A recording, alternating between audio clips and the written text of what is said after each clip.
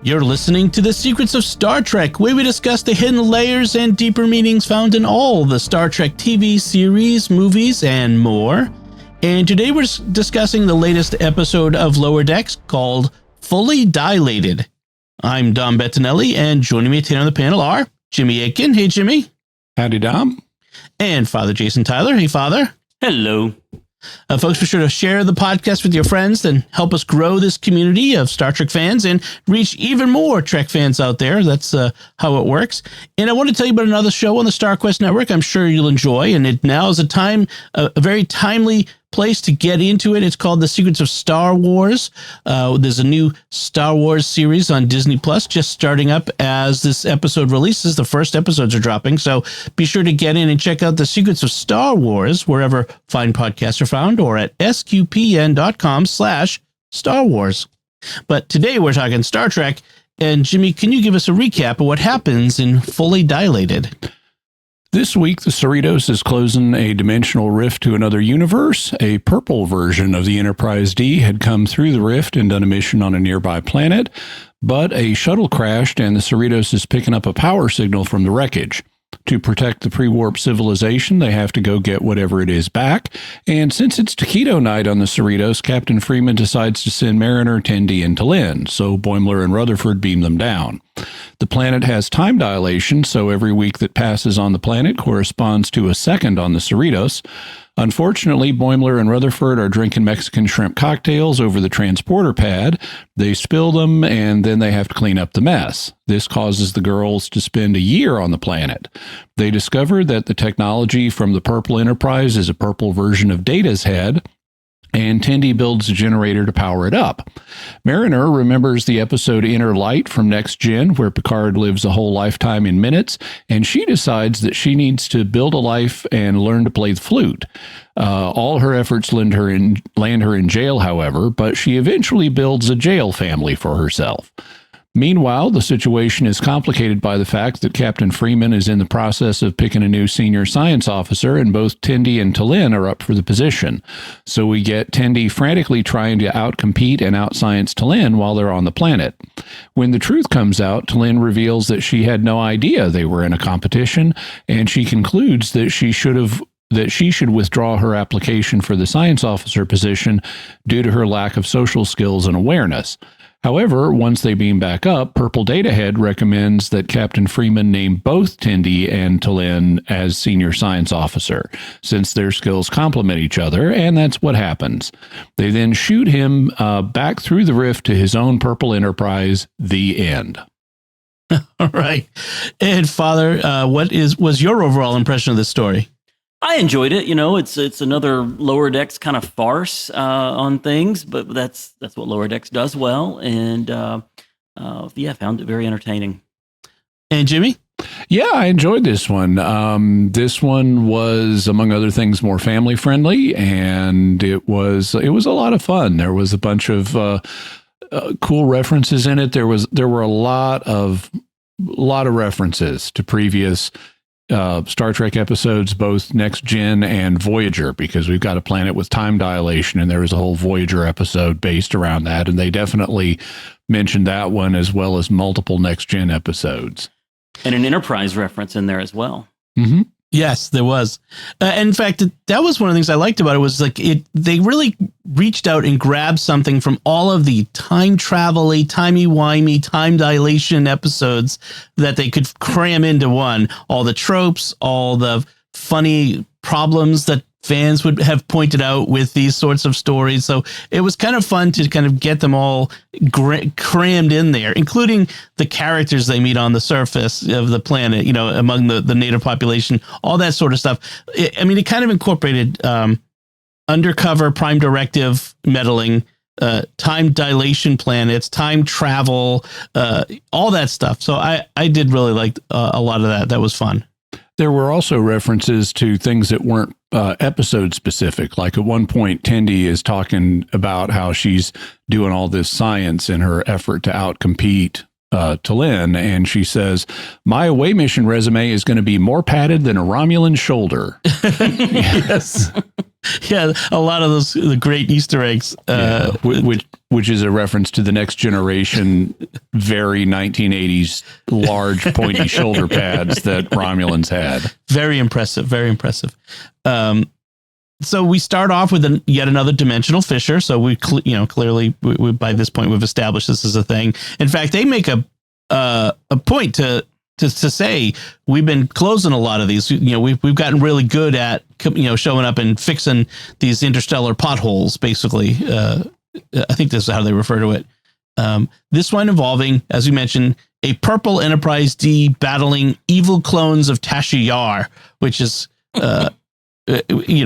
funny because it reminds you of what was the one the Selah was the daughter of Tasha Yar, right, with a Romulan that I always hated. I mean, Tasha Yar herself was fine, and yesterday's Enterprise, where they gave her a fit in death, was great. Yes. And then they introduced Selah, and it's like, oh boy, blonde Romulan, this does not work for me. So they explain that the Purple Enterprise came through the rift in Captain Freeman explains in her log that the Enterprise came through the rift because they were running from evil clones of Tasha Yar or something.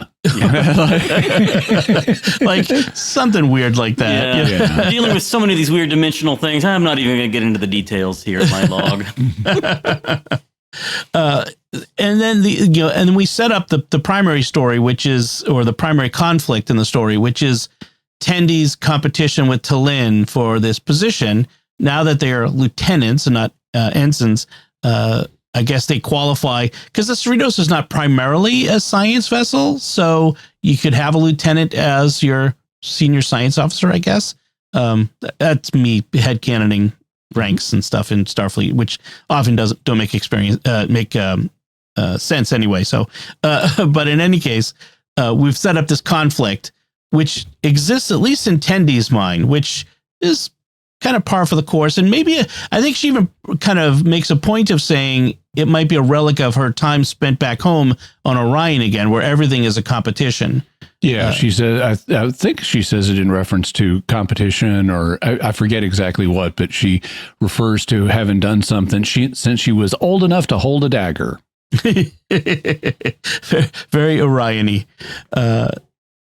So they go to beam down, and it's Rutherford and Boimler operating the transporters, and they call it the transporter bay several times instead of transporter room. That's kind of a new thing. Mm-hmm. Yeah, it is a little bit different, but it's, we still know what they mean. Sure. One of the things that I found interesting is that, so they're drinking these really elaborate shrimp cocktails, and they call them Michelada shrimp cocktails. And I wasn't familiar with Michelada as a drink, but it's apparently Mexican. So that fits in with this being taquito night on the Cerritos. Yeah. So they're not technically shrimp cocktails. They're Micheladas is basically a Mexican Bloody Mary with Mexican beer instead of vodka. I love them and have them whenever I can in the appropriate times. And but the funny thing was it like a lot of Bloody Marys, like you have these elaborate, like you go to like these you see these brunches or stuff, and they have these elaborate bacon hanging off and like a brisket, for like a barbecue brisket. It's great. And so it's the Micheladas with all the fixins, which is just ridiculous. And it's like you would be drinking these while operating a transporter. Probably not a good idea. But they do have, so they've got these big skewers sticking up out of the drinks, and on the skewers are shrimp, which is why this version of a Michelada seems to be a shrimp cocktail, because they're eating shrimp with it. And Boimler pokes himself in the eye with one of the skewers, which causes the spill, which causes the plot. Yes. And so, and because, you would normally just, wipe it off or whatever and, clean it up and beam everybody up. But because of this complication of the time dilation, they're supposed to beam them down and then beam them right back. And a week will have gone by on the planet's surface, and they will have, cleaned up the mess that's down there from the Enterprise Purple D. And but because of this spill, even a few seconds of cleaning up ends up. How long did they end up on the surface? For a year. So no, a whole year. So apparently it took them 52 seconds to clean up the mess. That's right. And it actually seemed longer, when you look at they're sort of arguing about it, and there's nothing here. Well, that's because we're not supposed to have drinks in here. Of course, there's nothing to clean it up. Yeah, and they end up licking it off and electrocuting themselves while doing it. They try using their shirts, but they're non-absorbent, so they're right. Yeah. So on the surface, one thing before they beam down. So this race that's down on the planet looks like orange Andorians. Yes. And so the horns. So they've got the Andorian, horns or whatever, or antennas or whatever, but they're orange instead of blue. So Dr. Ta'ana has to give them plastic surgery before they go down. And one of the things they note is T'Lyn, is detecting this odor that she doesn't like, and that's an Enterprise reference where they establish that Vulcan females have compared to humans have really acute senses of smell, and she T'Lyn concludes that she'll just suck it up and ignore the odor. But then Dr. Ta'ana says to her, "You want me to cauterize your scent receptors?" And she says, "Yes, please."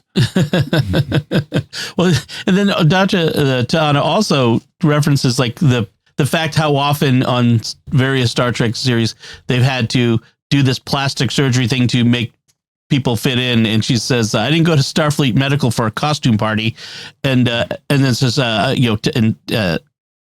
she says, "I'm sure we look great." And then she says the classic line, "I'm a doctor, not a," and she says, "Whatever the bleep this is." And it's because it's funny because that's become such a part of Star Trek is I'm a doctor, not a. Of course, the actual word is costumer. So yes. Or if they wanted to take it in another direction and make it, I would think even funnier. She could say, "I'm a doctor, not a plastic surgeon." Oh, wait. Yeah, that would have been funny. So it's girl power away team, as Mariner says. So the three female officers going down, and they immedially beam down in front of animated Vasquez rocks. That's right. That's right. That's what's it's so funny because we've talked before about that, how often from the beginning, from TOS, they've filmed Star Trek, planet side scenes at this location outside of Los Angeles. Not far, with lots of snakes. You mentioned how many snakes are there. Yes, they have sign. I didn't see any snakes myself when I went there, but they have signs up warning you about snakes. So I love that they put that in animation because like they could go anywhere, but it's such a classic inside Lower Decks joke to make them go there. And they start destroying the technology and find Data's head, and that's a classic reference to the that two-parter where they meet Mark Twain. Time Zero. And in fact, they reference it in this episode. Yeah, at Data, once they power him up, he says, "Do not be concerned. I've been ahead before." Right. and he explains when Tendi asks him, "How did you get out of the situation?" He says, "Well, I waited in this underground cave until Captain Picard and this other person and some guy in a silver suit came and got me." And that's exactly, if you go back and watch Time Zero Part 1, there's some guy in a silver suit who helps retrieve Data's head. It's even funny. It's Captain Picard and myself and a guy in a silver jumpsuit. Yeah. And it's Brent Spiner doing the voice, which is nice. Yes, that is very good. I really enjoyed his take on his performance, I guess, in this episode. He's dated once again. I wonder if this is the last time we'll ever have Brent Spiner doing Data. Well, not if they get Star Trek Legacy going. I know that would be nice. Gosh, that's a whole nother conversation we should have sometime about just the state of Star Trek and Paramount. We should also mention, so on this planet, the first guy they meet is a guy named Snell, who's this short, little suspicious guy. And he asks them if he wants to sell them something. And the local currency is apparently called globbers. And Mariner just says, "Oh, sorry, we're out of globbers." And he's like, "Out of globbers?" And that focuses his attention on them. So like he follows them everywhere. But he follows them to the shuttle crash site, and they've kind of dealt with the wreckage. They use their phasers to vaporize it, but Tendi is holding Data's head behind her back so he doesn't see it. And T'Lyn, then, they need some explanation for why they're there. And I guess they say they're, it's been a few days since I saw this, but I guess they say that they're like traveling performers from the northern region, which is a reference to a Next Gen episode where it's the Data as the Iceman. He says he's from the north, and this scholar has all these theories she spins about that's why he looks different because of the colder climate in the north. But they're like traveling performers, and T'Lyn puts on a juggling act. And after Snell is satisfied, the other two are like, "I didn't know you could juggle." And T'Lyn says, "Neither did I. I just tried it, and it's just algorithmic throwing." One of the funny things with Star Trek is going back to the beginning, how often they would give these vague like notions of where they're from. And I'd always thought no one would ever believe that. Like if I went to Arkansas as an alien and you ask, "Oh, where are you from?" "I'm from the northern region." And you'd be like, "Minnesota? But where?" You'd be looking for something specific, not the northern region. Like it's just like it's so funny that it works, but they have to do it. Well, they could say it a little bit better. I mean, here they're playing it for comedy. Yes. But they could say, "Oh, I'm from up north." Yeah. If you knew if you had a universal translator that would put it in idiomatic speech. Sure. Right. What they don't have the ability to do from orbit apparently is pick up place names. Right. So like you couldn't say, "I'm from Boston." Mm-hmm. Yes, that's right. Yeah. And it's not limited to Star Trek. Stargate did this all the time. Yeah. Like, Stargate Atlantis, they would show up on a planet and they would, "Oh, we're from far away," or, that sort of thing. Yeah. One of the things I like what they did with Snell here too is they talk about him lurking, and that becomes the verb word that's used to describe his actions all throughout the episode, and by himself as well. "Oh, my lurking really paid off this time." Or at the end, they're running away from him. "Look, Snell is lurking toward us." Yeah, there's no reason for him to be hiding at that point, but he's not running; he's lurking toward them. Yeah, I picked up on all those, and they actually made their way into my notes. The first line that I really liked about that is Mariner says, "Why is there always a suspicious lurker when you're in a Carbon Creek situation?" And Carbon Creek was an episode of Enterprise where T'Pol and two other Vulcans were stranded in like 1955 on Earth. Mm-hmm. Yeah.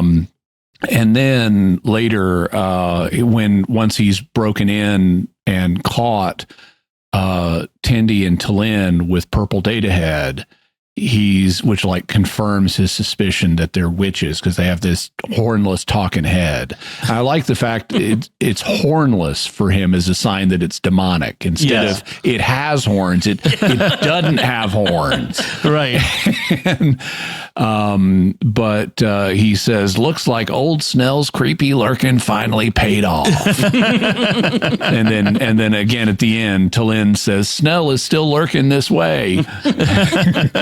Well, and the fact that the way they get out of it is they swap it for one of T'Lyn's giant grapes. We can talk about that in a second, with the face drawn on it, and he doesn't object. Like, "That's not what I saw." He's like, "That's it." He just it's like, "No," and then everyone else goes, "Oh, Snell, you fell for this silliness of it's a grape with a face on it." Mm-hmm.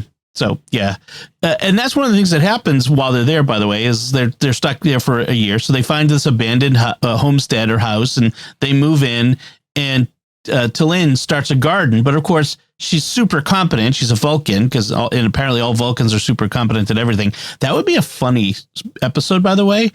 You have a Vulcan who's just bad at everything. That would be that would be a fun turnabout. In any case, she grows like this amazing garden where every vegetable and fruit is supersized. Like yeah. Tendi initially thinks that her grapes are actually melons, and then she points to her actual melons outside, and they're even bigger. Yes, those couldn't fit through the door apparently. Right. And then. Meanwhile, Tendi, who's getting more and more, inferiority complex compared to T'Lyn, she's up in the attic with the data head that she's figured out how to power first by a crank generator and then water based or something like that. I figure it was like a water clock sort of thing, which in itself is remarkable that you could power a positronic head out of stone knives and bearskins, essentially. Which they didn't make that line. That would have been a good one. And it would have been fun if she had used stone knives and bearskins to build the machine. How did you build that? How did you build that machine? Oh, I used stone knives and bearskins. that was a missed opportunity. And she's sort of got Data to be her mentor on how to become this science officer, the senior science officer, although she ends up ignoring his advice and, she takes all the wrong lessons. He initially, even though he doesn't know who T'Lyn is, she talks about how she's an Orion. And so, she's expected to be a pirate. And she's kind of like the first of her kind doing this. And Data was the first of his kind. And so he sympathizes with her and says he'll help her, but then she draws all the wrong lessons. Like at one point, he's trying to help her moderate her expectations, and he points out that T'Lyn, being a Vulcan, doesn't need to sleep as much as she does. And she says, "You're right. I should get jacked up on stimulant leaf and sleep less." Right. And she ends up becoming paranoid and through lack of sleep. And I wonder what the stimulant leaf is. I'm guessing something like tea. Yeah. Like something caffeinated or the equivalent. But I love the fact, though, that T'Lyn sort of becomes a giant food farmer to feed the town and a cosmetics mogul. Which is, she starts making cosmetics out of the what she's grown. And in the end, though, she says, "Oh, I'm going to take my name out of competition, out of contention to become senior science officer because I'm not that competent. I really haven't improved myself since being banished here like you have." It's like, maybe not that incompetent. So what she has done is gotten herself, because originally she was a throwaway character. She was just in one episode, and now she's co-science officer with one of our from episode 1 main cast. Right. And so that really shows how far T'Lyn has progressed as a character. Yeah, they've really developed her and made her part of the main cast. She's kind of the Miles O'Brien of Lower Decks. She really is. Yeah, showing up late and really becoming part of the team. It turns out Mariner is a huge Data fan of Data, and says that she thinks about him all the time. She's a fangirl, which is fun. And, they escape, it's the standard. We have to run, to make the transport, and they have to get out of town and away from everybody so they're not seen, so as not to contaminate the town with their technology. And so they escape, get beamed up just, seconds before Snell comes over the hilltop and would have caught them. So that's how they get back. We didn't talk much about Mariner's escapades. You mentioned it in the recap. She talks about Inner Light, the Picard story, and she carves herself a flute out of soap that doesn't work very well. And the reason it's soap is because she keeps landing in jail, so it's all she has to work with. She initially accidentally bumps a guy. She goes into she has two things she wants to do. She wants to build like close family bonds, and she wants to learn to play the flute like Picard did in Inner Light. And so she goes into a bar and she's trying to catch a husband, and she sidles up to this guy and accidentally bumps him in the eye with her antenna, which lands her in jail. Right. And then later, when she finally gets out of jail, she sees this flame burning on a city street. So she gets some liquid and immediately puts it out. And then we get the reverse angle shot, and it's in the middle of this huge horned altar. And the locals say, she extinguished our eternal flame. How are we supposed to ward off evil spirits now? And that lands her in jail again. I love her line at that moment, though, too. If that's all it took, it couldn't have been that eternal, right? Yeah. good rainstorm will put that one out. Yeah. So, yes, but she, what was it? The family she's looking for was the one she was with all along the way in jail, her jail family, which is about par for the course for Mariner. That's about what you'd expect. Mm-hmm. But then she doesn't put forth much effort to have them freed along with her, right? This is, my great jail family. Okay, you're released. Can these guys come too? No. Well, okay. Yeah, well, she says, sorry guys, I tried. But two of them, it turns out she learned just before they let her out, were murderers. Right. So it's like, can I get these guys out too? No. Okay. Yeah, I don't really want them out. Yeah, that was good.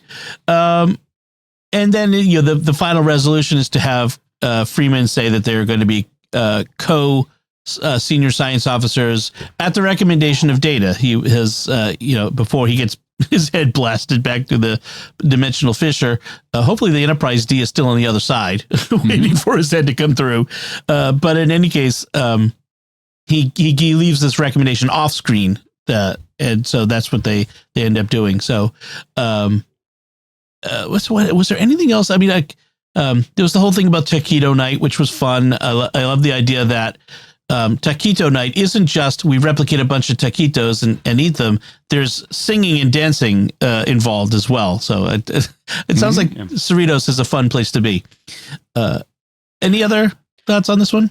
A few little other Easter eggs. When they send Data's head back, they put him into a torpedo and shoot him across. And it, of course, made me think of Spock's body going into the torpedo at the end of Star Trek II.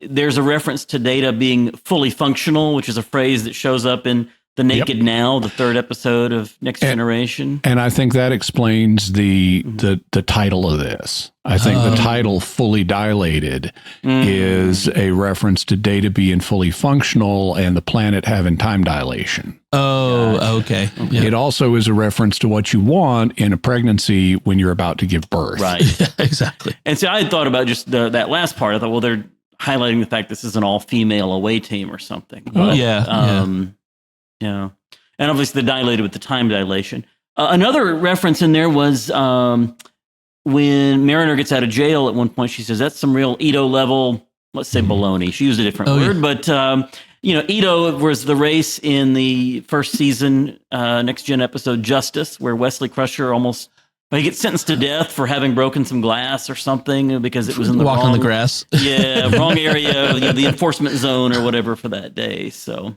yep, that's right. How about you, Jimmy? Any other notes on this one? Yeah. So I like at the climax, before the climax, Tendi is talking to Purple Datahead, and she is saying that, he's just pointed out a problem. And she says, oh, that's not going to be any biggie. And I love Brent Spiner's delivery when he says, this could, in fact, be a biggie.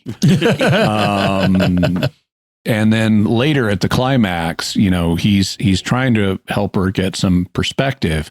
And she says, I'm getting real tired of your sass, Data, which is a line that has never been uttered before in Star Trek history. And very few characters would get the opportunity to say that. Yep. Then at the end, when he's talking to Captain Freeman, he's asking about, so what color is your Enterprise? And she says, well, it's kind of neutral gray. And He says that does seem to be a missed opportunity when purple is an option. It's like, okay, gotta agree with that. Yep.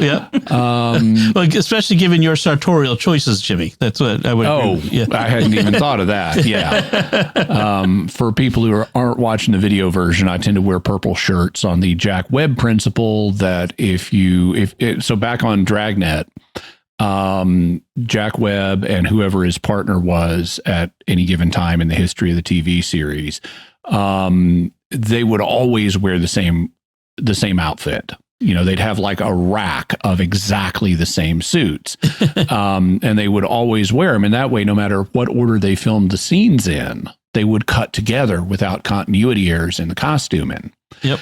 And so I do so much video, and I do video editing where I put bumpers on and so forth, that just always wearing a purple shirt, which people say I look good in, it all cuts together. That's right. People have asked me, do you have an infinite number of purple shirts? And my reply is no, I wash them. One other note, and this is more of a larger write-in choice that they didn't pursue, but I think would have been really fascinating. They played it for straight comedy with Snell, but they also omitted an opportunity with Snell where they could have had all the same stuff up to the climax, where he's this creepy lurker, and then they could have done something a little more creative at the end than just him continuing to be a creepy lurker. I put in my notes at one point, Snell is Starfleet. Because they're all in disguise. He could be from the Purple Enterprise. Right. And that could explain why he's so interested in them. He's picking up that they're Starfleet too. And it would provide an explanation for why he's this creepy lurker trying to get the goods on him. It's because he's not from this planet either. And if I had been writing the episode, I would have been tempted to play it that way, and then send both him and Purple Datahead back to the other universe at the end. Right. That would be funny. Yeah, that would have been interesting. Yeah. So in this podcast, I've mentioned at least 3 improvements on the writing level they could have made. So lower deck writing room, I am available. Let me know. Yeah, if you ever get that next season, that would be a great idea. Bring in Jimmy. Help you get that. All right. So I think that about does it for our discussion of this episode of Lower Decks. Before we go, I do want to take a moment to thank our patrons who make it possible for us to create The Secrets of Star Trek, including Tammy L., William L., Eric L., Emily F., and Jim W.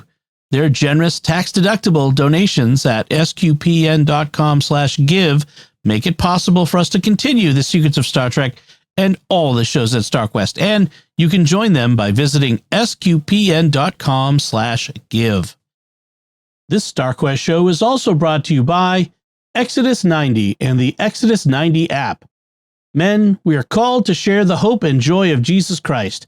Our family, friends, and community desperately need us to imitate our Lord to be radically present and available. What if you intentionally live this Advent season differently? Focused not on buying Christmas presents, but sharing the loving presence of Jesus Christ. We want to invite you to join us on the Exodus 90 app and break out of the religion of the world. Join the men of Exodus 90 and Monsignor James Shea, president of the University of Mary, who's our spiritual guide for Advent this year on the Exodus 90 app. Together, we will rediscover the hope that God lays out for us in the coming of his Son into the world. Go to exodus90.com/SQPN to learn more about Advent on the Exodus 90 app. That's exodus90.com/SQPN to join men from around the world this Advent starting December 1st. Be radically free in Jesus Christ this Advent.